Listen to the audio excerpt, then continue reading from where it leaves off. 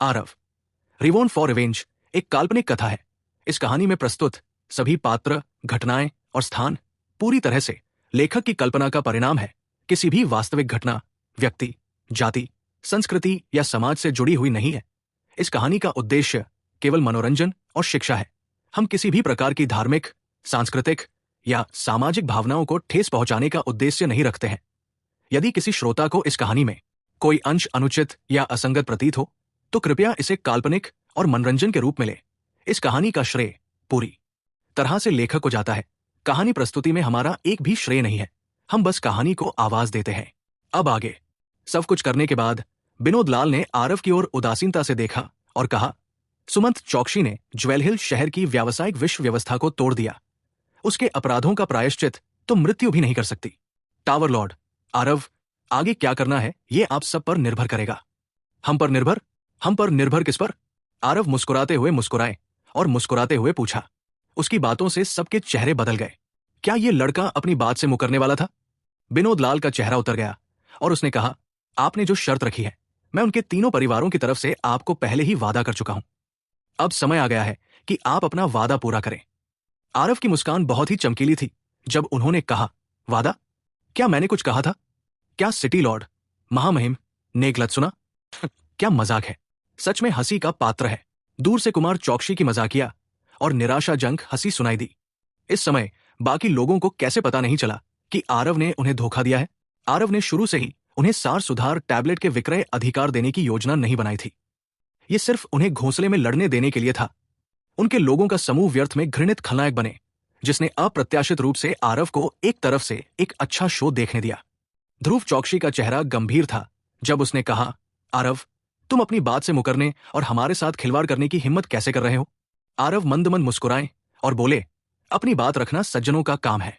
तुम जैसे नीच लोगों के झुंड, ईमानदारी की क्या बात है? आज तुम्हें सारे बिक्री अधिकार देकर तुम सब भविष्य में आकर असंख्य खजाना टावर पर कब्जा कर लोगे।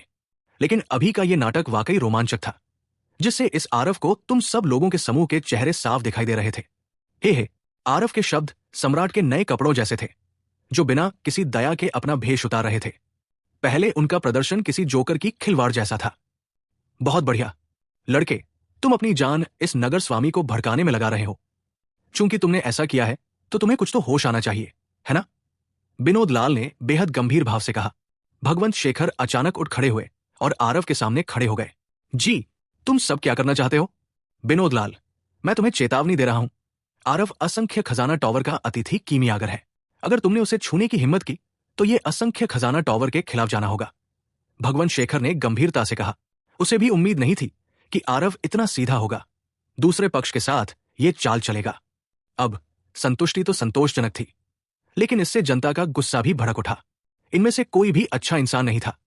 उनके लिए आरव को इतनी आसानी से जाने देना नामुमकिन था। विनोद लाल ने यह सुनकर ठंडी हंसी उड़ाई और कहा, भगवंत शेखर, क्या तुम मुझे डरा रहे हो? यह जगह स्वर्गीय मारिया ट्रेजर का इलाका नहीं है। तुम्हारे लिए यह बाघ की खाल निकालने का कोई फायदा नहीं है।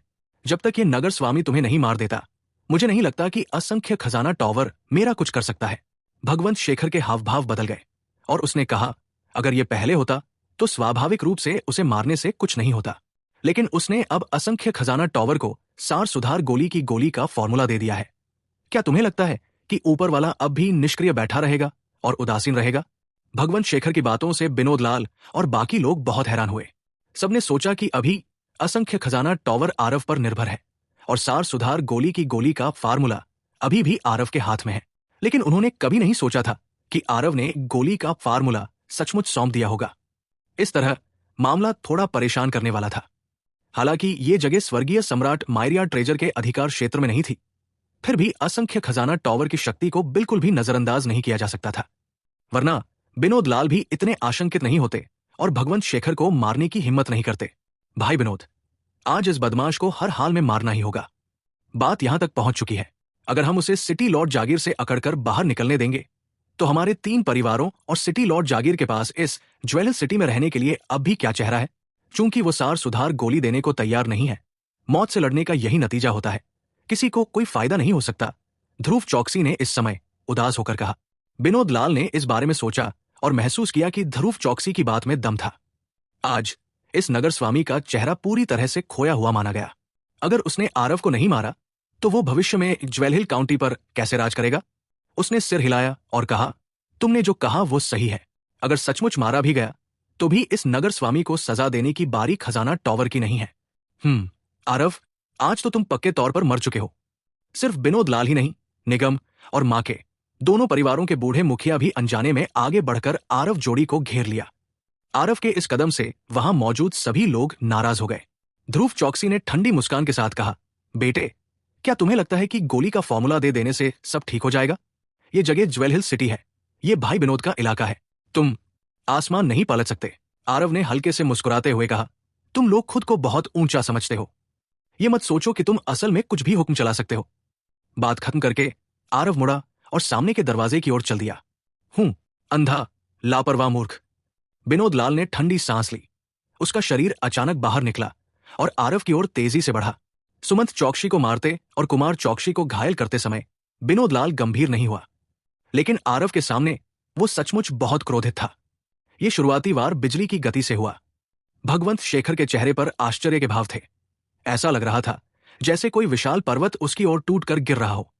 लगभग उसी समय शक्तिशाली आभा का एक और उभार आकाश में उठा, आरव की ओर तेजी से बढ़ा। यह कुमार चौकसी था। बच्चा, आज तुझे नहीं मारूंगा, मैं इंसान से भी कम हूं। वांग युक्सेन दहाड़ा। दो महान विशेषज्ञ मिलकर एक चिमटा सा हमला करने वाले थे। भले ही भगवंत शेखर के 3 सिर और 6 भुजाएं हों, वो उसे रोक नहीं सका। जैसे ही वो सब कुछ दांव पर लगाने वाला था, मुख्य हॉल के अंदर अचानक एक चुपती ठंडी हवा का झोंका गरजने लगा। आरव के बगल में एक और आकृति प्रकट हुई, पता नहीं कब। जैसे ही ये आकृति दिखाई दी, लोगों को ऐसा लगा जैसे वे किसी बर्फ के तहखाने में गिर गए हों। जियान के अलावा ये आकृति और कौन हो सकती है? उसे देखकर ही लगा कि उसने अपनी आस्तीनें ऊपर उठाई। हड्डियों को चीरती ठंडी हवा का एक झोंका कुमार चौकसी की ओर गया। इसके बाद उसने अपनी उंगली बाहर की ओर उठाई और विनोद लाल की हथेली से टकराई। ये सब उस समय हुआ जब चकमक पत्थर से चिंगारी निकलने में समय लगता है। किसी ने समय पर प्रतिक्रिया नहीं दी। कुमार चौकसी गंभीर रूप से घायल हो गए थे। यह हमला एक ही सांस में पूरी तरह से रुका हुआ था। जियान के इस झटके से कुमार चौकसी का पूरा शरीर मानो बिजली के झटके से थर्रा गया हो। उसकी आकृति अचानक रुक गई और जब बिजली आधी होकर गुजरी तो वो हिल भी नहीं पा रहा था। इस तेज हवा ने उसके शरीर का सारा खून जमा दिया। जब उसने दोबारा देखा तो वो पूरी तरह से बेजान हो चुका था। इधर विनोद लाल इस तरफ जियान से आमने सामने भिड़ रहा था। धमाका, एक धमाका हुआ। तेज हवा बह रही थी। विनोद लाल की आकृति विस्फोटक रूप से पीछे हटी, ऊंट से भी तेज, पूरी तरह से तब तक जब तक उसका शरीर एक पत्थर के खंभे से नहीं टकराया। वो मुश्किल से स्थिर रह पाया। विनोद लाल के चेहरे पर बेहद भद्दा भाव था। उसे ऐसा लग रहा था जैसे उसका पूरा शरीर पत्थर हो गया हो, एक भी मांसपेशी हिलाने में असमर्थ हो। यह झटका बिल्कुल भी मामूली नहीं था। इस जमे हुए एहसास को दूर करने से पहले उसने जल्दी से दिव्य सार को घुमाया। 2 सितारा दुष्ट आत्मा। विनोद लाल की निगाहें गहरी हो गई। जियान को देखते हुए उसकी निगाहें भय से भरी थी। अभी अभी लगा वो प्रहार, उसकी श्रेष्ठता तुरंत स्थापित हो गई। बिल्कुल स्पष्ट है, वो भूत जियान का मुकाबला नहीं कर सकता था। इन कुछ वर्षों में धूलिन के मार्गदर्शन में जियान की शक्ति में अभूतपूर्व वृद्धि हुई। भूत दांव सौ रूनों में उसने पहले 2 रूनों को अच्छी तरह समझ लिया था। हालांकि उसने अभी तक क्षेत्र में प्रवेश नहीं किया था, फिर भी उसकी शक्ति का अब एक ही सांस में उल्लेख नहीं किया जा सकता था। उसके सामने विनोद लाल का उल्लेख करना भी व्यर्थ था। जियान की शुरुआती चाल भी इसी तरह एक मौत और एक घायल थी, जिसने सभी को पूरी तरह से स्तब्ध कर दिया। पता चला कि ये आरव का तुरुप का पत्ता था। इस दुष्ट आत्मा की शक्ति ने सभी को भयभीत कर दिया। गुरु, उन्हें मारना चाहते हैं या नहीं? जियान ने आदरपूर्वक आरव की ओर झुककर उनकी राय पूछी। इस वाक्य से सबके रोंगटे खड़े हो गए। उन्हें जरा भी शक नहीं था कि जियान में इतनी ताकत है। काफी देर तक खिलवाड़ करने के बाद ये लोग बस उछल कूद करने वाले जोकर थे। शुरू से ही आरव ने उन पर जरा भी ध्यान नहीं दिया। आरव का आत्मविश्वास कभी कोई सार सुधार गोली नहीं था, बल्कि ये 2 सितारा दुष्ट आत्मा था। आरव की नजर सब पर पड़ी और आखिरकार विनोद लाल पर पड़ी। उसने हल्की सी मुस्कान के साथ कहा, नगर स्वामी, आज का भोज बहुत अच्छा था। खाने पीने की चीजों को छोड़ दे तो एक अच्छा शो भी था। अब ये आरव जाने वाला है। मुझे आश्चर्य है कि क्या तुम्हें अभी कोई आपत्ति है? धमाका। क्रोध में विनोद लाल की एक हथेली ने उसके सामने रखी कुछ केस फाइलों को चूर्ण चूर्ण कर दिया। आज आरव ने उसे जो अपमान दिया वो उसने पहले कभी नहीं झेला था। भाई विनोद, ये आरव सचमुच बहुत ज्यादा है। तुम तो महान नगर स्वामी हो, उसने तुम्हें जरा भी सम्मान नहीं दिया। ध्रुव चौकसी ने बगल से आग में घी डाला। सच कहूं तो उसे अभी अभी मौत का जबरदस्त खतरा भी महसूस हो रहा था। उसने साफ देखा कि आरव की नजरें उसकी ओर घूम रही थी। अनजाने में उस नजर ने मानो सब कुछ देख लिया था। हालांकि आरव ने आखिरकार हमला नहीं किया। शायद वो अपने पीछे खड़े चौकसी परिवार से सावधान था। चौकसी परिवार एक महान काउंटी ब्राइट्रेस सिटी में एक बेजोड़ महान पारिवारिक कबीला था और उस कबीले के विशेषज्ञ बादलों की तरह प्रचुर मात्रा में थे। उसका बड़ा भाई दुष्यंत चौकसी ब्राइट्रेस सिटी का डिप्टी नगर स्वामी भी था। यहां तक सोचकर ध्रुव चौकसी को अपने मन में गर्व महसूस हुआ। किसी को यह नहीं देखना चाहिए कि वो बदमाश किसी चीज या किसी से भी नहीं डरता था। अंत में वो अभी भी थोड़ा आशंकित था। भाव, इस रंजिश का बदला न लेते हुए मैं विनोद लाल इंसान से भी कम हूं। विनोद लाल ने गुस्से से कहा। ध्रुव चौकसी बोलने की इच्छा तो कर रहा था, लेकिन शब्दों को निगल रहा था। विनोद लाल तुरंत समझ गया और उसने निगम और मां के दोनों परिवार के मुखियाओं से कहा, आज की बात मुझे उम्मीद है कि हम में से कुछ ही लोग जानते होंगे। मैं नहीं चाहता कि ये बात और लोगों के कानों तक पहुंचे। निगम और मां के दोनों परिवार के मुखिया चौंक गए और जल्दी से बोले, नगर स्वामी निश्चिंत रहें, अगर तुम हमें कई हिम्मत भी दोगे तो भी हमारी हिम्मत नहीं होगी। विनोद लाल ने अधीरता से हाथ हिलाया। निगम और मां के दोनों परिवार के मुखिया जल्दी से चले गए। वे जानते थे कि विनोद लाल और ध्रुव चौकसी शायद आरव को नुकसान पहुंचाने की साजिश रचने वाले हैं, लेकिन उन्हें इस पर कोई आपत्ति नहीं थी। आखिरकार आज उनके चेहरे भी पूरी तरह से मुरझाए हुए थे। उन्होंने शुरू में सोचा था कि उन्हें बहुत बड़ा फायदा होगा। उन्हें उम्मीद नहीं थी कि यहां उनकी पुरानी जिंदगी लगभग खत्म हो जाएगी।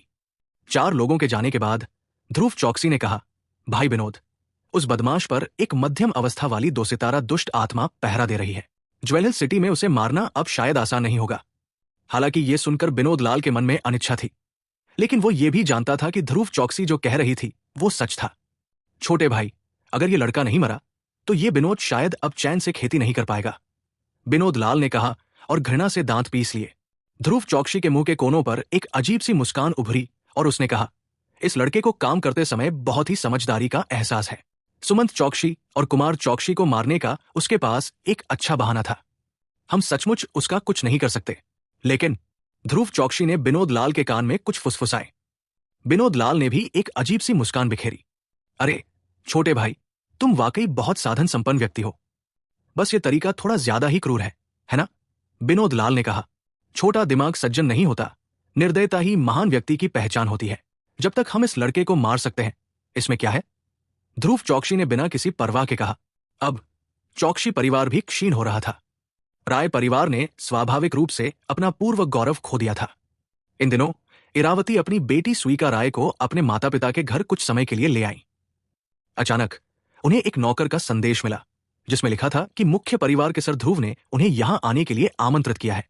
इरावती चौकसी परिवार के मुख्य हॉल में अंदर की कहानी जाने बिना पहुंची, लेकिन उसने पाया कि मुख्य हॉल में पहले से ही लोगों की भीड़ जमा थी। भीड़ को अलग करते हुए इरावती ने जमीन पर कफन का एक टुकड़ा रखा देखा। सफेद कपड़े के नीचे यह तय नहीं था कि कौन मरा है। ध्रुव चौकसी ने सम्मान आसन पर बैठे हुए गंभीर भाव से कहा। इरावती कोई गूंगी इंसान नहीं थी। उसका दिल धड़क उठा। उसे तुरंत कुछ गड़बड़ का आभास हुआ। ध्रुव साहब, ये यहां क्या हो रहा है? इरावती खुद को पूछने से नहीं रोक पाई। जब ध्रुव चौकसी ने उसे देखा तो वो धीरे से खड़ा हुआ और उदास स्वर में बोला, सब लोग यहां हैं। अब ध्रुव चौकसी को सबको कुछ बताना है। बात खत्म करके उसने सभी की ओर झुककर कहा, ध्रुव चौकसी अक्षम है और परिवार के मुखिया और एल्डर कुमार चौकसी की रक्षा करने में विफल रहा। बातें करते करते उसने कफन हटा दिया। कुमार चौकसी की वो जमी हुई लाश सबकी आंखों के सामने आ गई। पिताजी, इरावती की वो कर्कश आवाज तुरंत पूरे चौकसी परिवार में फैल गई। पिताजी, आप क्यों चले गए? किसने ये क्रूर प्रहार किया?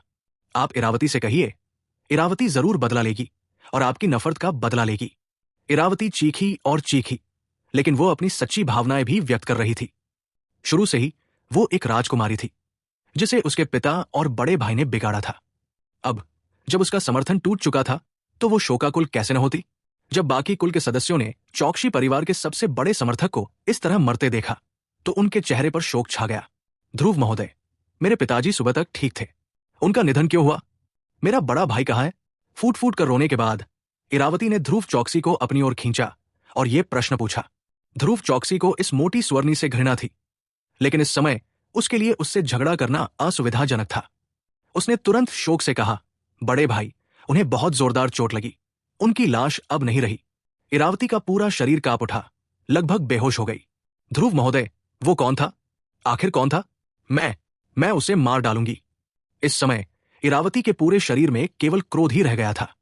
ध्रुव चौकसी ने उदास चेहरे से कहा, वो असंख्य खजाना टॉवर और आरव था। इरावती की नजरों में एक बेहद क्रूर भाव था। वो घृणा से दांत पीसते हुए बोली, असंख्य खजाना टावर, आरव, तुम सब रुको, मैं तुम सबको जरूर एक भयानक मौत दूंगी। इरावती का गुस्सा देखकर ध्रुव चौकसी के चेहरे पर एक मंद मंद मुस्कान तैर गई। आरव, तुमने इस बार ज्वेल हिल सिटी की सभी प्रमुख सेनाओं को नाराज कर दिया, भगवंत शेखर ने आह भरते हुए कहा। आरव ने उसे एक नजर देखा और मुस्कुराते हुए कहा, क्यों? क्या टावर लॉर्ड मुझे दखलंदाजी के लिए दोषी ठहराते हैं? भगवंत शेखर स्तब्ध रह गए और हंसते हुए डांटने लगे, अरे बदमाश, अगर हो गया तो हो गया, तो क्या मैं, भगवंत शेखर, ऐसा इंसान बनूंगा जो इसमें शामिल होने से डरता है? आज तो वे सब हद से ज्यादा कर रहे थे। तुम्हारा ऐसा करना स्वाभाविक रूप से एक बड़ा संतोष था। बस, विनोद लाल और ध्रुव चौकसी दोनों ऐसे लोग नहीं हैं जिनसे पंगा लिया जाए। मुझे डर है कि वे तुम्हारे लिए नुकसानदेह होंगे। लेकिन आरव ने बेपरवाह होकर कहा, अरे, अगर वे आकर मुझे उकसाए नहीं तो कोई बात नहीं, आओ और मुझे फिर से उकसाए। आज इस तरह लापरवाही से तो नहीं होगा। आरव की हत्या करने की मंशा धीरे से प्रकट हुई, जिससे भगवंत शेखर को झटका लगा। उसने हमेशा सोचा था कि आरव बस एक कीमियागर है जो इंसानों और जानवरों के लिए हानिरहित है, लेकिन उसने ये उम्मीद नहीं की थी कि आरव में अभी भी मारने की इतनी दृढ़ता है। और मैं तो इस ज्वेल हिल काउंटी में ज्यादा देर तक रुक भी नहीं सकता। अगर वे बदला लेने के लिए मुझे ढूंढना चाहते हैं तो उन्हें मुझे ढूंढना भी होगा। आरव ने अचानक मुस्कुराते हुए कहा। भगवंत शेखर पहले तो स्तब्ध रह गया, फिर उसके हाव भाव बदल गए और उसने कहा, तुम जा रहे हो? हो। आरव ने सिर हिलाया और कहा, ज्वेल हिल सिटी बहुत छोटी है। अगर मुझे ताकतवर बनना है तो मुझे बाहर निकलना ही होगा। भाई भगवंत, निश्चिंत रहो। मुझे विश्वास है कि तुम्हारे असंख्य खजाना टावर के उच्च स्तरीय कीमिया देवता पहले से ही रास्ते में है। जब मैं उन्हें सार सुधार गोली को परिष्कृत करना सिखा दूंगा तो स्वाभाविक रूप से ऐसी स्थिति के बारे में चिंता करने की जरूरत नहीं होगी जहां सार सुधार गोली में निरंतरता का अभाव हो। भगवंत शेखर फिर से दंग रह गए और बोले, उच्च स्तरीय कीमिया देवता ज्वेल हिल सिटी आ रहे हैं? यह संभव नहीं है ना? आरव हंसे और बोले, क्या तुम्हें लगता है कि यह सार सुधार गोली सचमुच ऐसी है जिसे कोई भी परिष्कृत कर सकता है? लगता है कि तुम्हारे असंख्य खजाना टावर को कम से कम एक 3 सितारा कीमिया देवता तो भेजना ही होगा। भगवंत शेखर ने यह सुनकर ठंडी सांस ली। शुरू से ही उन्हें सिर्फ सार सुधार गोलियां बेचने की परवाह थी और उन्हें वास्तव में यह नहीं पता था कि इस औषधीय गोली को परिष्कृत करने में कितनी कठिनाई होती है। लेकिन आरव को ऐसा कहते हुए सुनकर यह बात को बढ़ा चढ़ाकर कहना भी था, जिससे चिंता बढ़ गई। प्रथम श्रेणी की मध्यम श्रेणी की दिव्य गोली को परिष्कृत करने के लिए क्या किसी 3 सितारा कीमिया देवता को आकर सीखना जरूरी था? आरव, अगर तुम शक्तिशाली बनना चाहते हो तो आधिकारिक तौर पर असंख्य खजाना टॉवर में शामिल क्यों नहीं हो जाते?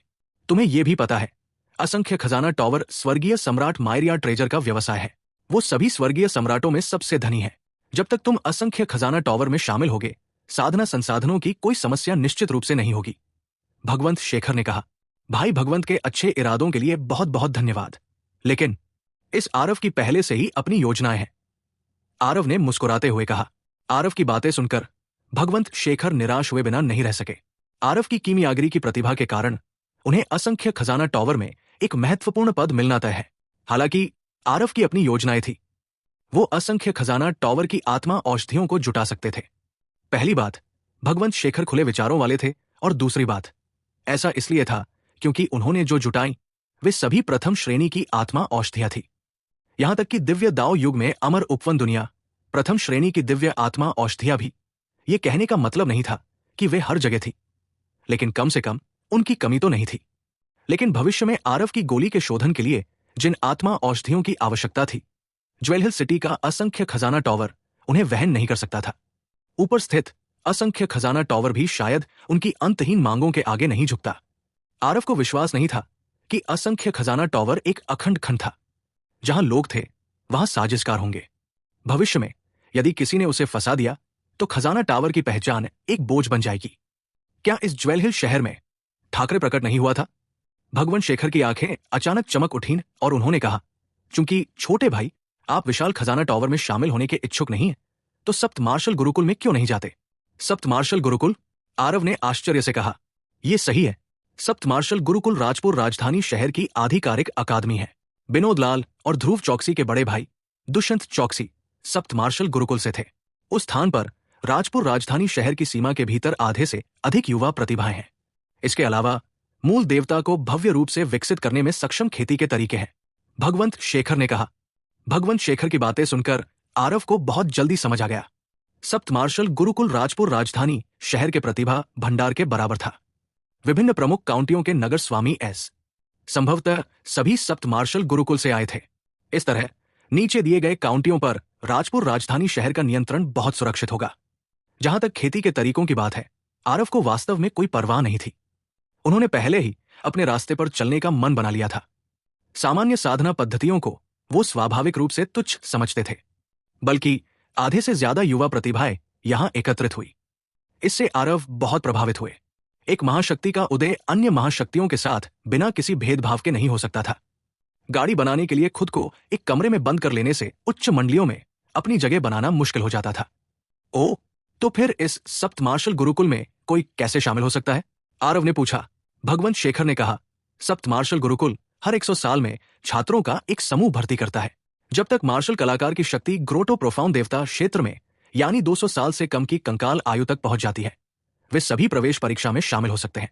जब तक कोई परीक्षा पास कर लेता है, तब तक वो सप्त मार्शल गुरुकुल का बाहरी दरबारी शिष्य बन सकता है। 3 साल बाद सप्त मार्शल गुरुकुल के लिए छात्रों की भर्ती का ये एक अच्छा समय है। आरव ने यह सुनकर आश्चर्य से कहा, राजपुर राजधानी के अंतर्गत 1000 से कम काउंटी नहीं है। प्रवेश परीक्षा में कितने लोग भाग लेंगे? ग्रोटो प्रोफाउंड देवता क्षेत्र के मार्शल कलाकार हेवन स्पेन दुनिया भर में कहीं भी पाए जा सकते हैं। अगर एक काउंटी में भी सिर्फ 100 लोग पैदा होते हैं, तो भी 1 लाख लोग ही हुए। वास्तव में ज्वेल हिल सिटी इतना छोटा शहर, 200 साल से कम उम्र के ग्रोटो प्रोफाउंड मार्शल कलाकार भी 100 लोगों से कोसों दूर थे। उन बड़े काउंटियों की तो बात ही छोड़ दीजिए। भगवंत शेखर मुस्कुराए और बोले, सच में हर बार जब सप्त मार्शल गुरुकुल छात्रों की भर्ती करता है, तो कम से कम 50 लाख लोग भाग लेते हैं। हालांकि मूल्यांकन के पहले दौर में पास होने वाले लोग केवल 10% से भी कम होते हैं। मूल्यांकन के तीनों दौर पास करने वाले लोग भी लगभग 100 लोग ही होते हैं। इनमें से ज्यादातर ग्रोटो प्रोफाउंड मार्शल आर्टिस्ट होते हैं। यहां तक कि एक छोटा सा हिस्सा ग्रोटो प्रोफाउंड दायरे में भी होता है। आरव ने आश्चर्य से कहा, इतना मुश्किल? भगवंत शेखर ने सिर हिलाया और कहा, इसलिए जो लोग इस परीक्षा में पास हो पाते हैं, वे सभी प्रतिभाशाली लोगों में प्रतिभाशाली होते हैं। पहले सबसे कम संख्या में मूल्यांकन पास करने वाले केवल 30 लोग ही होते थे। भगवंत शेखर की बातें सुनकर आरव को भी बहुत दबाव महसूस हुआ। बेशक उससे भी ज्यादा ये उत्सुकता थी। सचमुच जैसा कि भगवंत शेखर ने कहा, इस सप्त मार्शल गुरुकुल में उन्हें जाना ही था। अन्य प्रतिभाशाली लोगों से तुलना किए बिना उसे हमेशा यह पता नहीं चलेगा कि उसकी कमियां कहाँ है। 200 वर्ष की आयु से पहले, यहां तक कि भव्य समापन से पहले ग्रोटो प्रोफाउंड के अंतिम चरण तक साधना करने में सक्षम होने के कारण यह कहा जा सकता है कि सभी अत्यंत प्रतिभाशाली थे। आरव ने अमर उपवन दुनिया में सभी को परास्त कर दिया, लेकिन हेवन स्पेन दुनिया में उनमें वास्तव में यह आत्मविश्वास नहीं था। आरव की अस्थिपंजर आयु मात्र 100 वर्ष से थोड़ी अधिक थी, लेकिन उन्होंने विश्व दमनकारी स्तंभ के स्थान पर कई 100 वर्षों तक साधना की। इसी कारण से वे राजपुर राजधानी शहर की युवा पीढ़ी के कई लोगों से पहले ही पिछड़ चुके थे। और तो और ये तो राजपुर राजधानी शहर के क्षेत्र में ही हुआ था। हेवन स्पेन दुनिया में राजपुर राजधानी शहर जैसे कितने ही राजधानियां थी, भगवान जाने। उनमें स्वर्ग को चुनौती देने वाले अत्यंत प्रतिभाशाली मार्शल कलाकारों की शायद कोई कमी नहीं थी। भाई भगवंत की बात सुनकर मैं सप्त मार्शल गुरुकुल का बेसब्री से इंतजार कर रहा हूं। आरव की निगाहों में गहरी लड़ाई की भावना झलक रही थी। जाहिर था वो बहुत उत्सुक था। लेकिन भगवंत शेखर मुस्कुराए और बोले, छोटे भाई, इस भाई ने एक गुस्ताखी भरी मांग की है। मुझे उम्मीद है कि आप मान जाएंगे। क्या बात है भाई भगवंत, बेझिझक कहिए। आरव ने कहा, मैं कह रहा हूं कि अगर आप परीक्षा पास नहीं कर पाते हैं, तो हमारे असंख्य खजाना टावर में शामिल होने के बारे में क्या ख्याल है? भगवंत शेखर ने गहराई से पूछा। आरव ने जैसे ही सुना, वो हंसा और बोला, हो, पता चला भाई भगवंत यही मेरा इंतजार कर रहे हैं। हो गया, ये कोई समस्या नहीं है। दोनों लोगों ने एक दूसरे को देखा और खिलखिलाकर हंसने लगे। ऐसा नहीं था कि भगवंत शेखर आरव के बारे में निराशावादी थे, लेकिन सप्त मार्शल गुरुकुल की प्रवेश परीक्षा पास करने की चाहत में कठिनाई वाकई बहुत ज्यादा थी। दोनों लोग अभी जोश से बातें कर रहे थे कि अचानक असंख्य खजाना टावर के बाहर अफरातफरी मच गई। बाहर आकर देखा तो पाया कि मोटे सिर और बड़े कानों वाली इरावती फिर से गलियों में गालियां बकने आई है। लेकिन इस बार वो और चौकसी परिवार के सभी लोग शोक पोशाक पहने हुए थे और गालियां बकने आए थे। कुमार चौकसी की लाश असंख्य खजाना टावर के मुख्य द्वार के सामने रखी गई थी। बस उन सभी के चेहरे पर उदासी थी, ऐसा भाव जैसे उनके माता पिता मर गए हों। इससे लोगों के चेहरे पर साफ बदलाव आ गया। किनारे पर काफी लोग फुसफुसा रहे थे, खजाना टावर भी बहुत ज्यादा है। अभी तो उन्होंने चौकसी परिवार को इस कदर कुचल दिया है कि अब वे कुएं में पत्थर फेंककर कुमार चौकसी पिता पुत्र को मार डालना चाहते हैं। हाँ, उम्मीद नहीं थी कि असंख्य खजाना टावर सचमुच इतना बेशर्म होने की हिम्मत करेगा। नगर स्वामी महल आकर इसे संभाल क्यों नहीं लेती। मुझे उम्मीद नहीं थी कि कभी गौरवशाली चौकसी परिवार सचमुच ऐसी दुर्दशा में पड़ जाएगा। इरावती एक जहरीली औरत थी, उसके शब्द बहुत ही घटिया थे। कुल मिलाकर ये असंख्य खजाना टावर पर गंदा पानी छिड़कने जैसा था। जब भगवंत शेखर ने यह दृश्य देखा तो वो गुस्से से आग बुला हो गया। खजाना टावर ने हमेशा न तो बूढ़ों को धोखा दिया था और न ही बच्चों को, लेकिन वे इरावती की ऐसी बदनामी कैसे बर्दाश्त कर सकते थे। चौकसी परिवार के लोगों में वाकई कोई अच्छी बात नहीं है। काले को सफेद करने की ये क्षमता वाकई बेहतरीन है। मैं जाकर उन्हें भगा दूंगा, भगवंत शेखर ने गुस्से से कहा। वो बस आगे बढ़ने ही वाला था कि आरव ने उसे रोक दिया। भाई भगवंत, अपना क्रोध शांत करो। इरावती तो बस एक कठपुतली है, जितना तुम उन्हें भगाओगे उतना ही ये बात स्पष्ट नहीं हो पाएगी। अगर वे डांटना ही चाहते हैं तो जी भरकर डांटने दो, आरव ने मुस्कुराते हुए कहा। भगवंत शेखर के चेहरे के भाव बदल गए और उन्होंने कहा, लेकिन इस रफ्तार से असंख्य खजाना टावर का कारोबार कैसे चलेगा। आरव मुस्कुराए और बोले, भाई भगवंत, निश्चिंत रहो, समय का हिसाब लगा रहा हूं। समय आ ही गया है। ज्वेलर सिटी से 10,000 मील दूर दो आकृतियां दो उड़ते हुए ड्रैगन बछेड़ों पर सवार होकर हवा की तरह ब्राइट्रेस सिटी की ओर तेजी से बढ़ रही थी। ध्रुव चौकसी, तुम्हारा ऐसा होना ठीक नहीं है ना।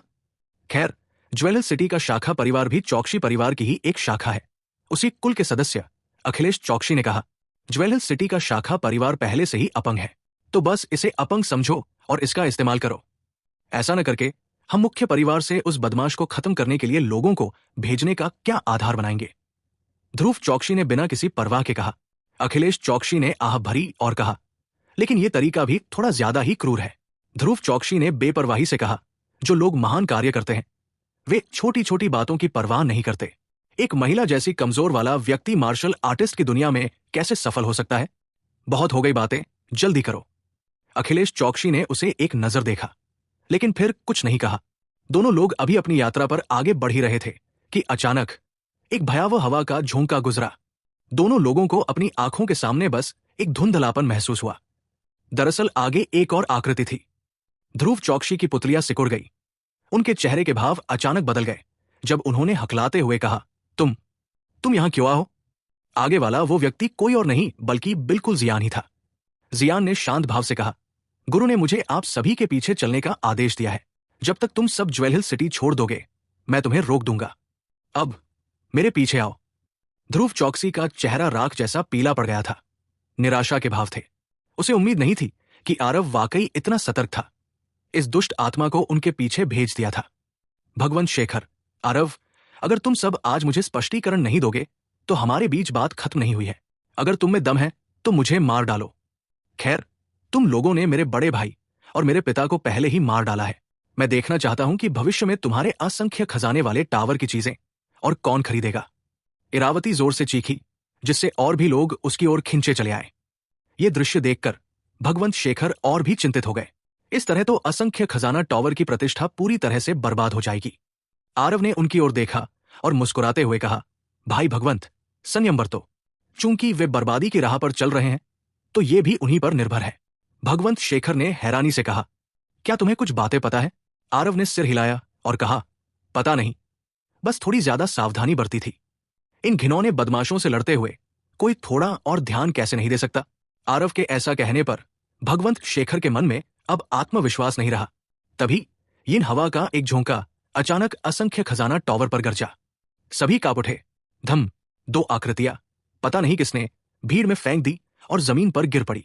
आरव ने ध्रुव चौकसी को, जो उठने की कोशिश कर रहा था, देखा और एक फीकी मुस्कान के साथ बोला, ध्रुव चौकसी, उम्मीद नहीं थी कि हम इतनी जल्दी फिर मिलेंगे, लेकिन क्या तुम्हारा बिना अलविदा कहे चले जाना कुछ अनुचित नहीं है?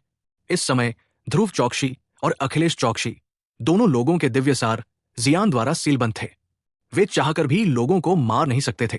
आरव को देखकर ध्रुव चौकसी के चेहरे का भाव अतुलनीय रूप से कुरूप हो गया। आरव, तुम्हारा क्या मतलब है? तुमने ज्वेल हिल सिटी के चौकसी परिवार के कुमार चौकसी पिता और पुत्र को मार डाला। इतना ही काफी नहीं है, अब तुम हमारे ब्राइटराइज सिटी के मुख्य परिवार को भी भड़काना चाहते हो। ध्रुव चौकसी ने ठंडी खर्राटों के साथ कहा। ध्रुव चौकसी के घेरे में होने के कारण आरव भी चिंतित नहीं थे। एक मंद मुस्कान के साथ बोले, अगर लोग मुझे नाराज नहीं करते तो मैं भी लोगों को नाराज नहीं करता। अगर लोग मुझे नाराज करते हैं तो मैं उन्हें बिल्कुल नहीं छोड़ूंगा। तुम सभी तो थे जिन्होंने मुझे बार बार उकसाया, तो मैं तुम सबको कैसे उकसाने ना निकालता। हे, काले और सफेद को उलझाने की ये क्षमता, तुम लोग सचमुच स्वर्ग के नीचे अजय हो। आरव की वो नजर देखकर, जो सब कुछ देख लेती थी, ध्रुव चौकसी का मन अनायास ही कुछ घबरा गया, लेकिन अपनी पहचान के बारे में सोचकर वो फिर से थोड़ा शांत हो गया। चौकसी परिवार की ताकत के सामने एक साधारण मध्यम अवस्था वाली 2 सितारा दुष्ट आत्मा क्या समझती थी? अगर उसने उसे छूने की हिम्मत की तो वो निश्चित रूप से मर चुका था। यहां पहुंचकर ध्रुव चौकसी ने अनायास ही फिर से हिम्मत जुटाई। अरे, क्या काला और सफेद का घालमेल है? तुम लोग ऐसा करने के बाद भी इसे स्वीकार करने की हिम्मत नहीं करते। कुमार चौकसी की लाश यहां रखी है, क्या तुम ये कहने की हिम्मत कर सकते हो कि उसे तुमने नहीं मारा? ध्रुव चौकसी ने ठंडी मुस्कान के साथ कहा। यह सही है, कुमार चौकसी को सचमुच मैंने ही मारा था।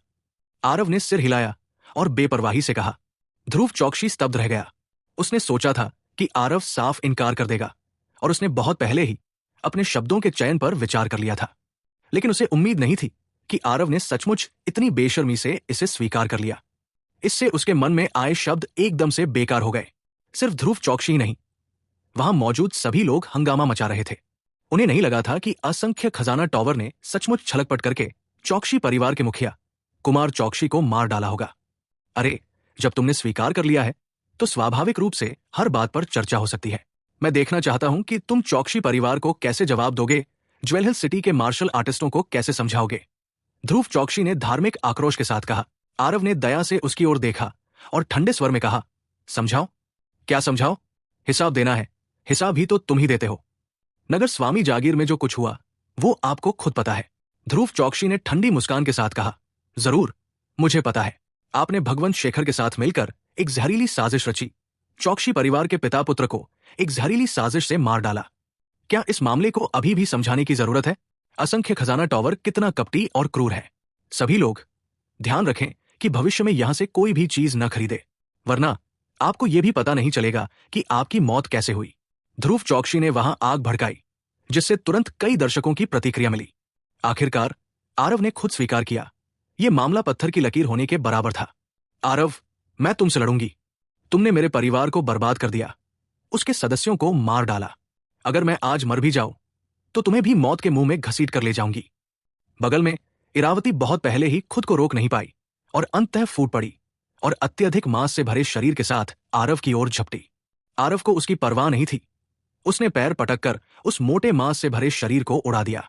ऐसी अत्याचारी आरव ने सभी को और भी तिरछी नजर से देखने पर मजबूर कर दिया। एक पल के लिए असंख्य खजाना टॉवर की छवि सबके मन में धंस गई। ऐसी स्थिति देखकर ध्रुव चौकसी के मन में अतुलनीय रूप से रोमांचित हो गया। वो यही प्रभाव चाहता था। आरव ने ध्रुव चौकसी की तरफ एक मुस्कान से देखा, जो मुस्कान नहीं थी, उसकी तरफ बढ़ा और चलते हुए बोला, क्या तुम मन ही मन खुश हो रहे हो? क्या तुम्हें लगता है कि चौकसी परिवार के समर्थन में मैं तुम्हें कुछ भी करने की हिम्मत नहीं कर पाऊंगा? क्या तुम्हें लगता है कि मुझे सबको कुछ भी समझाने के लिए तुम्हारा मुंह उधार लेना पड़ेगा? आरव की निगाहों को घूरते हुए ध्रुव चौकसी के रोंगटे खड़े हो गए। उसका शरीर अनायास ही पीछे हट गया। तुम क्या करना चाहते हो? मैं तुम्हें बता रहा हूं, मेरा बड़ा भाई ब्राइटरेज सिटी का डिप्टी नगर स्वामी है। तुम, ये गंवार, बिल्कुल नहीं जानते कि चौकसी परिवार की ताकत कितनी जबरदस्त है। अगर तुमने मुझे छूने की हिम्मत की तो तुम बिना कब्रिस्तान के मर जाओगे, ध्रुव चौकसी ने कहा और पीछे हटते हुए उसका चेहरा पीला पड़ गया। आरव ने सिर हिलाया और आह भरते हुए कहा, ध्रुव चौकसी, मुझे तुम पर बहुत दया आ रही है। तुम खुद को होशियार समझते हो, ये सोचकर कि चौकसी परिवार की ताकत से सब डरते हैं। बहुत अफसोस, मुझे परवाह नहीं। चूंकि तुम सच बोलने को तैयार नहीं हो तो अब और कहने की जरूरत भी नहीं है। बात करते करते आरव ने अचानक हमला कर दिया और एक ही हथेली से ध्रुव चौकसी की सारी ऊर्जा नष्ट कर दी। ध्रुव चौकसी चीख भी नहीं पाया और तब तक मरता रहा जब तक वो और नहीं मर सका। ये दृश्य देखकर सभी लोग आश्चर्य से और भी स्तब्ध रह गए। वर्तमान आरव उनकी नजर में एक हत्यारा राक्षस राजा था। असहमति के एक शब्द से लोगों की हत्या। बगल में खड़ा भगवंत शेखर भी अंदर ही अंदर चौंक गया। उसने सोचा भी नहीं था कि आरव इतना निर्णायक होगा, और उसने सचमुच ध्रुव चौकसी को मार डाला। इससे मामला थोड़ा उलझ गया। तुमने ध्रुव चौकसी को मारने की हिम्मत की। अखिलेश चौकसी भी यह दृश्य देखकर दंग रह गया। उसने सचमुच उम्मीद नहीं की थी कि आरव इतना पागल होगा कि उसे किसी भी तरह की समझ नहीं होगी और वो सचमुच लोगों को मारने की हिम्मत करेगा। आरव ने उसकी ओर देखा, कंधे उचकाए और कहा, अब तुम्हारी बारी है। तुम बोल रहे हो या नहीं? अगर तुम कुछ नहीं बोलोगे तो कोई बात नहीं। मैं निगम परिवार और मां के परिवार, उन दो बुजुर्गों को यहां बुलाकर ये बात निकाल सकता हूं।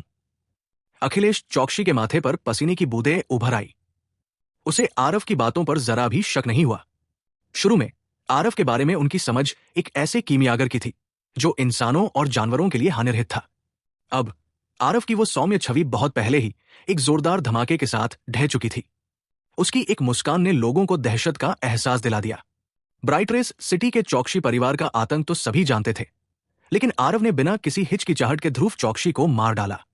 ये आदमी बहुत पागल था। मैं कहूंगा। अखिलेश चौकसी आरव के अत्याचार को सहन नहीं कर सके और अंततः अपनी जुबान ढीली कर दी। आरव मुस्कुराए और बोले, स्वर्गीय दांव की शपथ लेना याद रखना। अखिलेश चौकसी ने असहाय होकर अपना सिर हिलाया। उसके साथ ही आशा की आखिरी किरण भी चली गई।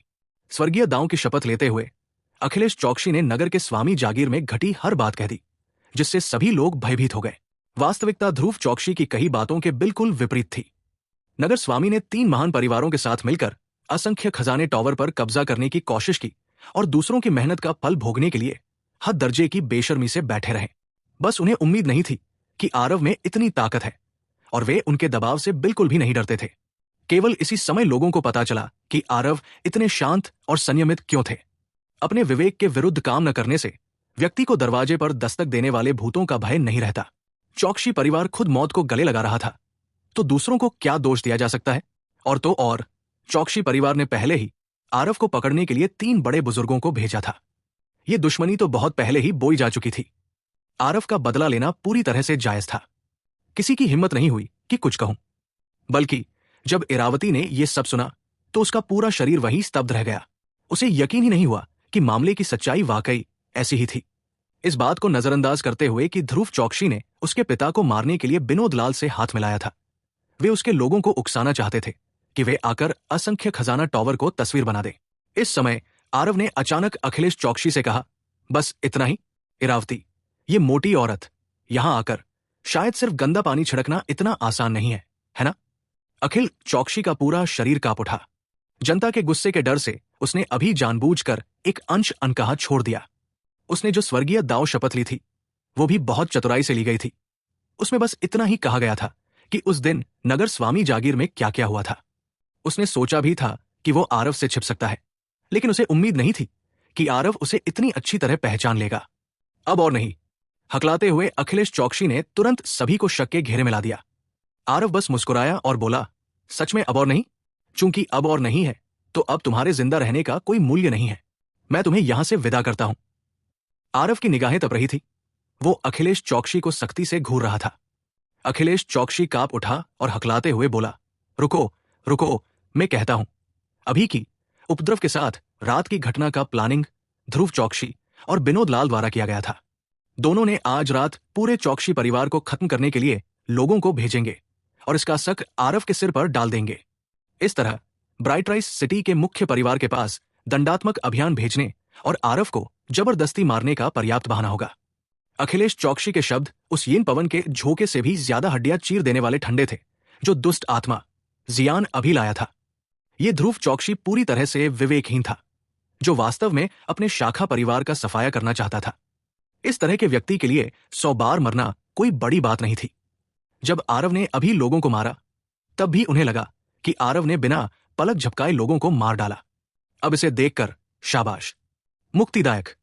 इरावती एक तरफ डर से कांप रही थी, लेकिन उससे भी ज्यादा वो क्रोध से कांप रही थी। ये मृत ध्रुव चौकसी न केवल उन्हें धोखा दे रहा था और उनका इस्तेमाल कर रहा था, बल्कि वह उनमें से हर एक को खत्म कर देना चाहता था। उसके पिता द्वारा अपने मुख्य परिवार से मदद मांगना मानो घर में भेड़िए को बुलाना हो। ध्रुव चौकसी की हरकतों से उसे ऐसा लग रहा था जैसे वो बर्फ के तहखाने में गिर गई हो। मैंने वो सब कह दिया जो मुझे पता है, तो क्या तुम मुझे जाने दे सकते हो? अखिलेश चौकसी ने कमजोरी से पूछा। आरव ने हल्के से मुस्कुराते हुए कहा, चूंकि तुमने मेरी मासूमियत वापस ला दी है तो तुम स्वाभाविक रूप से जा सकते हो।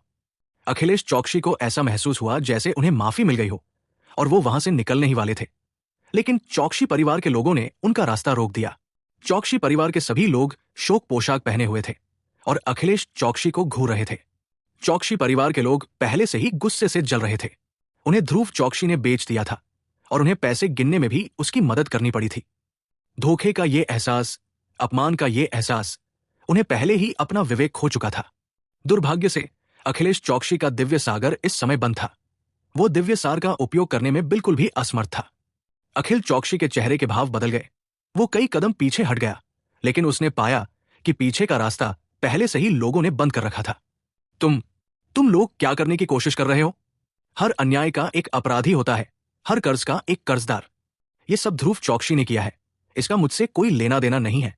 सुनो, अगर तुम सब मुझे जाने दोगे तो मैं मुख्य परिवार को बता दूंगा और उन्हें आकर तुम्हारी मदद करने दूंगा।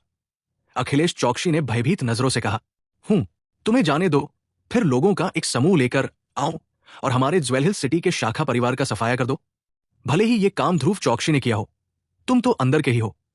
तुमने उसे ऐसा करने से भी नहीं रोका। ये तो मौन स्वीकृति के बराबर है। तुम भी चौकसी परिवार के सदस्य हो। एक ही कुल के लोगों को एक दूसरे को मारते हुए चुपचाप देखते रहना तुम्हारी अंतरात्मा कुत्तों ने खा ली है। चौकसी परिवार के लोग बेहद गुस्से में थे। अखिलेश चौकसी को पूरा निगल जाना चाहते थे। अखिलेश चौकसी इस समय वध का इंतजार कर रहे मेमने की तरह थे। उन्होंने निराशा में आरव से चिल्लाकर कहा, आरव, मैं जो कुछ भी जानता हूं वो सब कह चुका हूं। तुमने मुझे जाने देने का वादा किया था। आरव मुस्कुराए और बोले, मैंने तुम्हें पहले ही जाने दिया है। अभी चौकसी परिवार तुम्हें जाने नहीं दे रहा है, इसका मुझसे कोई लेना देना नहीं है। अखिलेश चौकसी निराशा में चिल्लाया, आरव, तुम बहुत नीच हो। आरव ने शांत भाव से कहा, तुम सबके सामने मेरी ये तथाकथित नीचता सचमुच बच्चों का खेल है।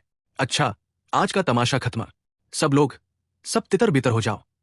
जैसा चौकसी परिवार के लोगों ने कहा, भले ही अखिलेश चौकसी ने योजना में हिस्सा न लिया हो, कम से कम वो अंदर का तो था ही। वो ध्रुव चौकसी को पूरी तरह से रोक सकता था, लेकिन उसने ऐसा नहीं किया। इस तरह के विवेकहीन व्यक्ति को आरव ने उसे जाने देने की बिल्कुल भी योजना नहीं बनाई थी।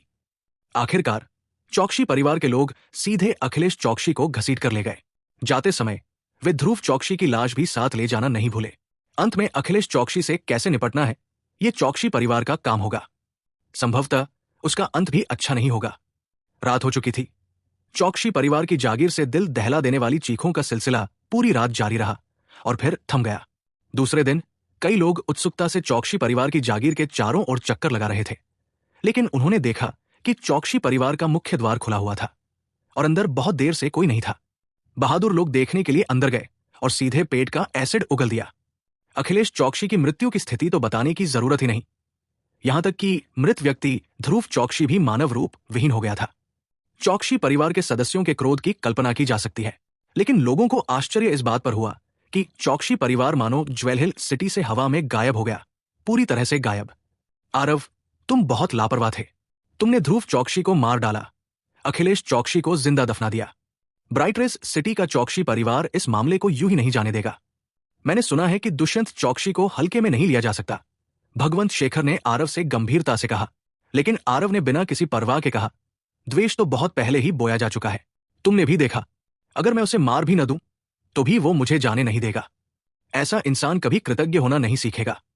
भगवंत शेखर ने आह भरी और कहा, बात तो सही है, लेकिन इस बार चौकसी परिवार पूरी तरह लड़खड़ा गया है। मुझे उम्मीद नहीं थी कि उनमें इतनी हिम्मत होगी कि पूरे कुनबे को संगठित कर सके। बस मैं समझ नहीं पा रहा हूं। चौकसी परिवार के सभी दुर्जय लोग मर चुके हैं। शहर छोड़कर इस पलायन का नेतृत्व किसने किया, ये जानना जरूरी है कि उन्होंने नगर के स्वामी जागीर को भी नहीं चौंकाया। आरव मुस्कुराए और बोले, अगर मेरा अनुमान गलत नहीं था तो शायद वो मोटी औरत ही होगी। भगवंत शेखर ने आश्चर्य से कहा, इरावती, ये कैसे संभव है? हो, लोग बड़े हो जाएंगे। वो औरत बेवकूफ नहीं है। पहले कुमार चौकसी और सुमंत चौकसी उसकी रक्षा करते थे। वो मनमाने और लापरवाही से काम कर सकती थी, लेकिन कल असंख्य खजाना टावर के दरवाजे के बाहर मैंने देखा कि उसकी आंखों के भाव बदल गए। आरव ने मुस्कुराते हुए कहा। धमाका। दृश्यंत चौकसी के हाथों में चाय का प्याला सीधे उसके द्वारा बारीक चूर्ण में बदल गया। आरव, अच्छा, बहुत अच्छा। सचमुच कोई है जो मेरे सिर पर चढ़ने की हिम्मत करता है। मैं तुम्हें बता दूंगा कि खून का कर्ज खून से चुकाया जाएगा।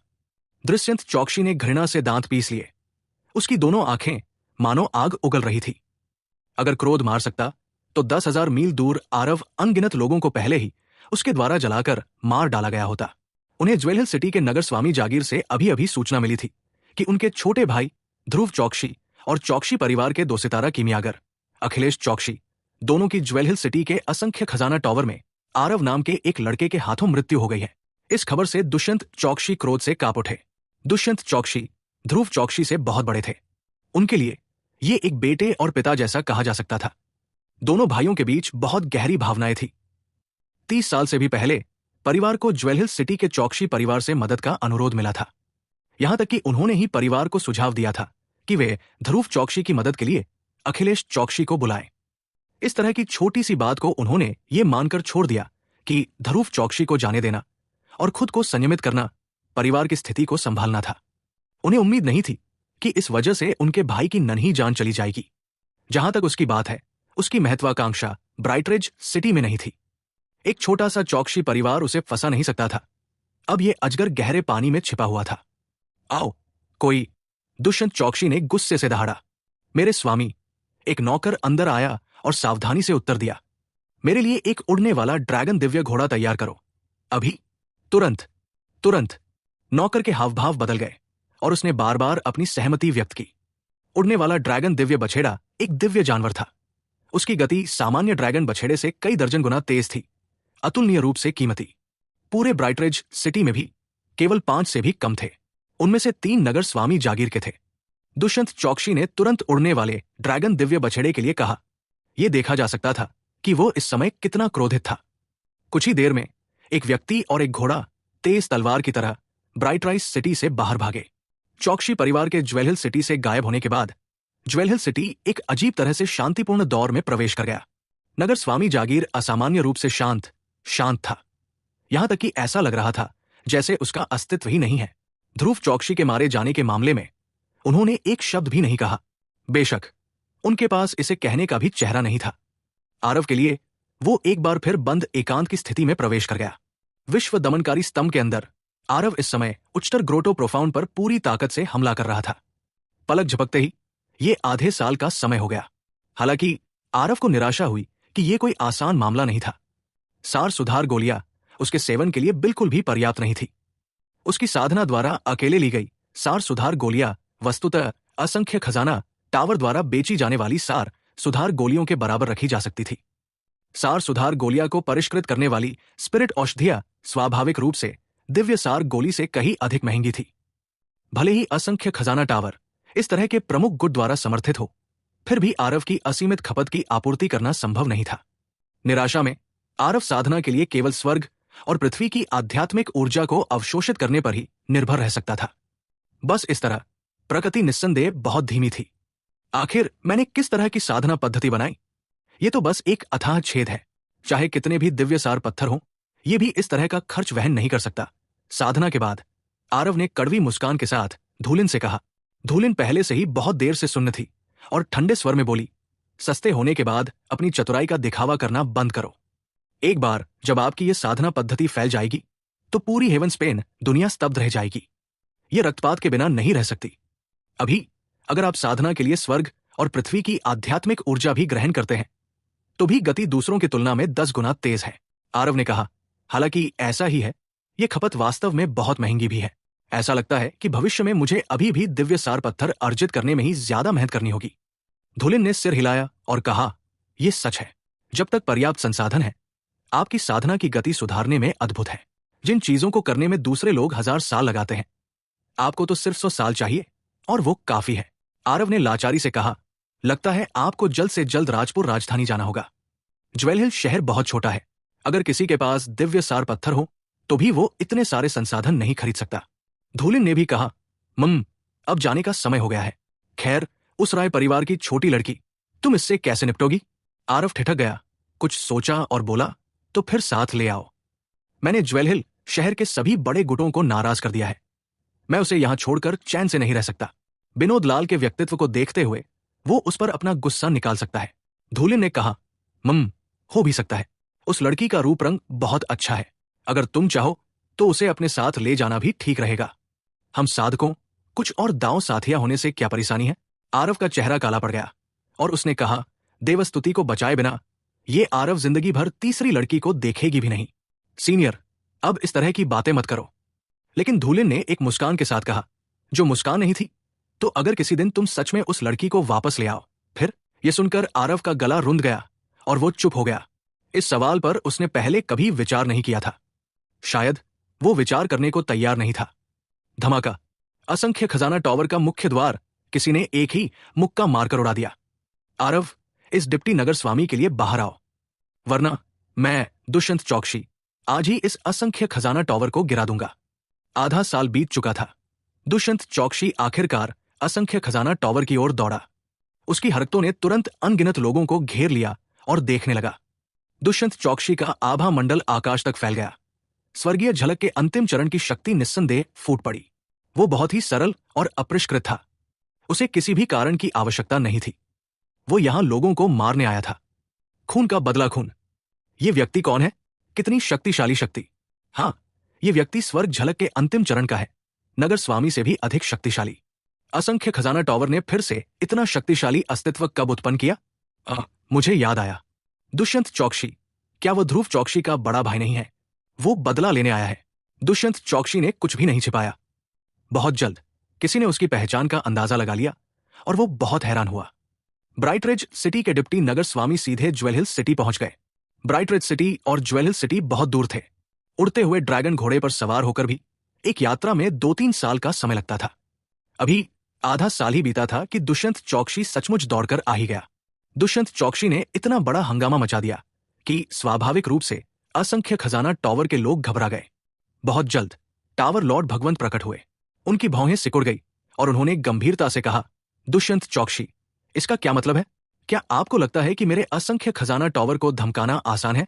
दुष्यंत चौकसी ने शांति से कहा, असंख्य खजाना टावर को धमकाना आसान नहीं है, लेकिन ज्वेल हिल सिटी के असंख्य खजाना टावर को धमकाना बहुत आसान है। आप ज्वेल हिल सिटी के असंख्य खजाना टावर के टावर लॉर्ड हैं, है ना? आरव को सौंप दो, अन्यथा ये स्वामी आज आपके घटिया टावर को ध्वस्त कर देगा। दुष्यंत चौकसी की आभा भयावह थी। भगवंत शेखर को बिल्कुल भी उनकी नजरों में नहीं ला रही थी। भगवंत शेखर की ताकत इतनी भी नहीं थी कि उनके दांतों के बीच की दरारें भर सके। भगवंत शेखर गुस्से से लाल हो गए और गंभीर होकर बोले, अगर मैं उस व्यक्ति को सौंप न दूं तो? दुष्यंत चौकसी की आंखें सिकुड़ गई। एक ठंडी रोशनी अतीत में चमकी। हाथ उठाकर देखा तो वो हथेली थी। भगवंत शेखर को यह उम्मीद नहीं थी कि दुष्यंत चौकसी तुरंत हमला कर देंगे। बिना तैयारी के पकड़े जाने पर उसे बस एक शक्ति का उभार महसूस हुआ, जिसने पहाड़ों को गिरा दिया और समुद्र को अपनी ओर धकेल दिया। धमाका। लगभग बिना किसी जवाबी हमले की ताकत के भगवंत शेखर उड़ गए। दुष्यंत चौकसी हत्या के इरादे से भरे हुए थे और गंभीरता से कह रहे थे, ये हथेली एक सबक मानी जाती है। ये मत सोचो कि मैं सचमुच तुम्हें मारने की हिम्मत नहीं कर सकता। मेरे सामने तुम चींटी से भी अलग नहीं हो। अगर मैं सचमुच तुम्हें मार भी दूं तो असंख्य खजाना टावर मेरा क्या कर सकता है? दुष्यंत चौकसी अतुलनीय रूप से दबंग थे। असंख्य खजाना टावर को अपनी नजरों में जरा भी नहीं रखते थे। वास्तव में अपनी पहचान के साथ उन्हें असंख्य खजाना टावर से बिल्कुल भी डरने की जरूरत नहीं थी। दुष्यंत चौकसी अंत में भगवंत शेखर की पहचान से थोड़ा डरे हुए थे, इसीलिए उन्होंने कोई घातक वार नहीं किया, सिवाय इसके कि उन्हें चौकसी परिवार का समर्थन प्राप्त था। उनकी प्रतिभा और ताकत अद्भुत थी। वो वास्तव में भगवंत शेखर को गंभीरता से नहीं ले सकते थे। उसकी दबंगई ने सबको तिरछी नजरों से देखने पर मजबूर कर दिया। भगवंत शेखर ने मुश्किल से अपने पैरों पर खड़े होकर दुष्यंत चौकसी को घूरते हुए कहा, अगर तुम्हें दम है तो मुझे मार डालो। दुष्यंत चौकसी को उम्मीद नहीं थी कि भगवंत शेखर इतना अडिग होगा, लेकिन भगवंत शेखर की अडिगता ने दुष्यंत चौकसी की हत्या की मंशा को और भी भड़का दिया।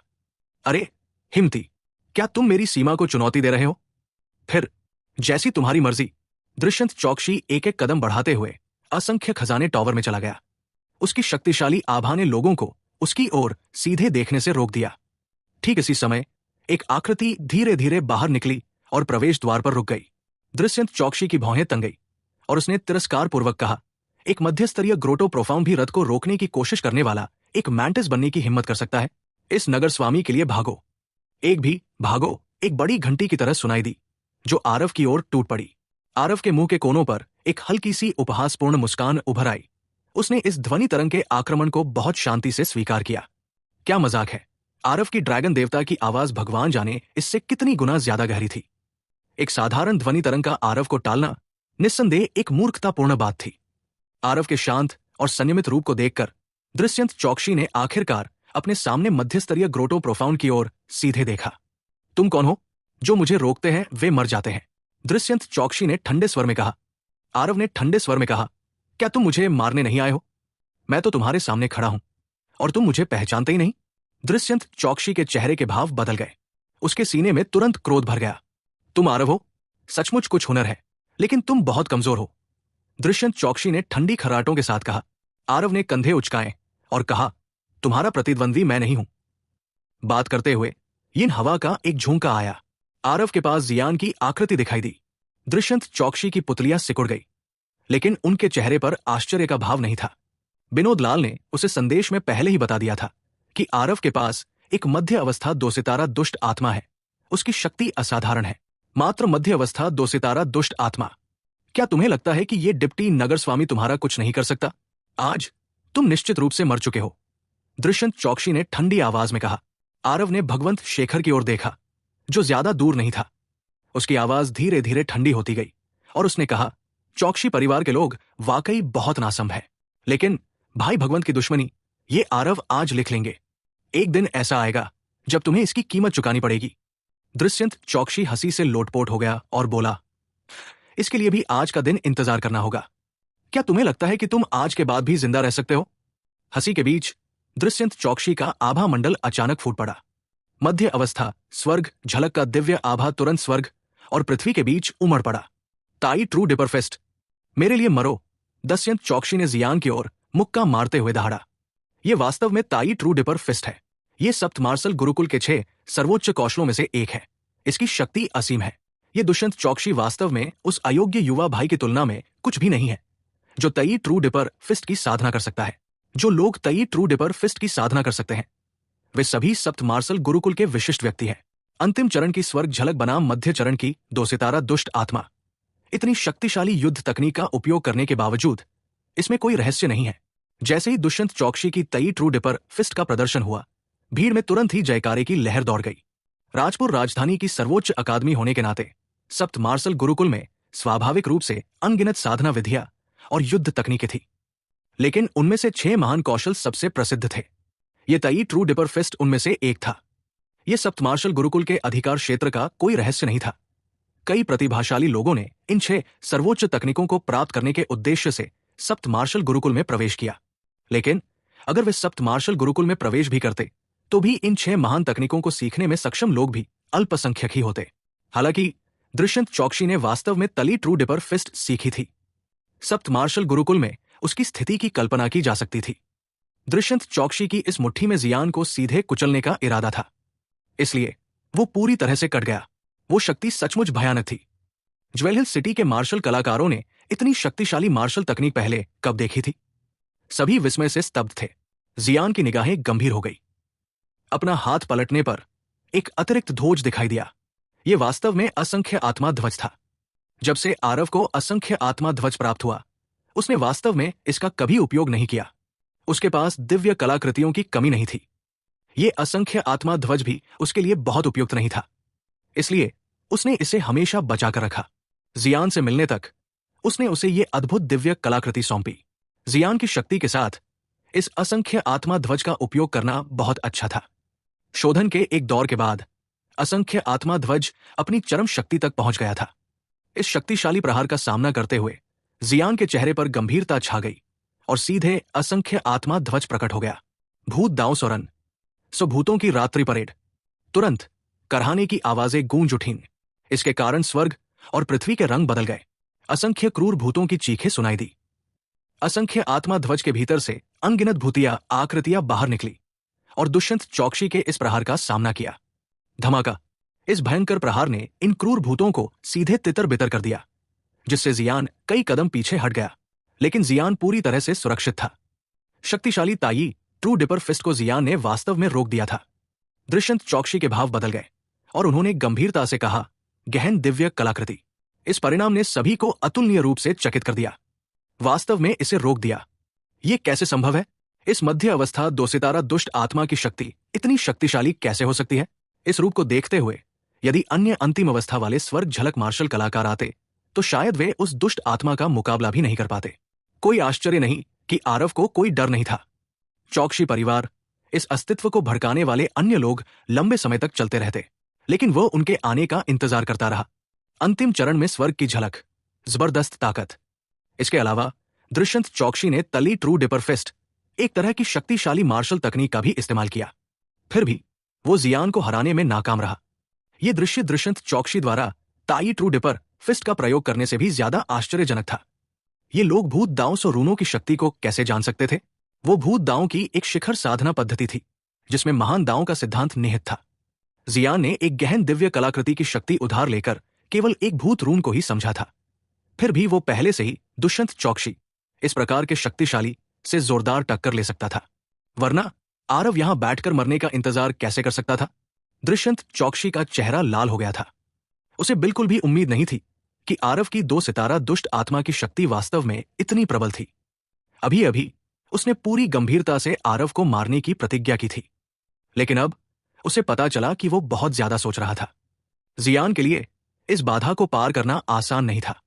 ये डिप्टी नगर स्वामी विश्वास नहीं करता कि एक मात्र मध्य अवस्था वाला दो सितारा दुष्टात्मा सचमुच मेरी ताई ट्रू डिपर फिस्ट को रोक सकता है। मैं देखना चाहता हूं कि तुम मेरी कितनी मुट्ठियां रोक सकते हो। दुष्यंत चौकसी का चेहरा उतर गया। उसने एक बार फिर ताई ट्रू डिपर फिस्ट इकट्ठा किया और जियान की ओर टूट पड़ा। जियान के हावभाव बदल गए। असंख्य आत्मा ध्वज ने एक बार फिर हमला किया। रुको! ठीक इसी समय एक और भी भयावह आभा अचानक बीच में आ गई, जिससे दुष्यंत चौकसी और जियान उड़ गए। आखिर कौन है जो इस नगर स्वामी की अच्छी चीज को बर्बाद करने की हिम्मत कर रहा है? दुष्यंत चौकसी उठे और गुस्से से बोले। एक बूढ़ा आदमी भीड़ को अलग करते हुए धीरे धीरे दुष्यंत चौकसी और जियान के बीच आ गया। सभी ने आश्चर्य से उस बूढ़े आदमी को देखा। जियान और दुष्यंत चौकसी को इतनी सहजता से उड़ा देने में सक्षम इस बूढ़े की शक्ति कितनी भयानक थी। उसे आते देख दुष्यंत चौकसी के चेहरे के भाव अनायास ही बदल गए और वो चिल्लाया, गुरुजी, आप यहां क्यों हैं?